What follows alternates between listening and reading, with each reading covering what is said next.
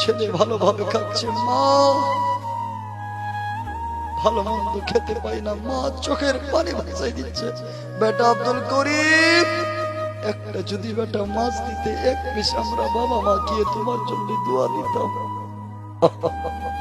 যুবক, আজকালের শীতকালে বউকে তুমি নতুন নতুন সুইটার কিনে দাও, জামা কিনে দাও, ছেলের কানে যেন ঠান্ডা লেগে বুকে কোপ না বসে যায়, কাশি যেন না হয়ে যায়, তার জন্যই নতুন নতুন সুইটার, জ্যাকেট, কাপড় দাও। কিন্তু একজন বৃদ্ধা মা, বৃদ্ধ বাবা পুরাতন একটা চাদর নিয়ে ঢেকে বসে থাকে। আল্লাহ,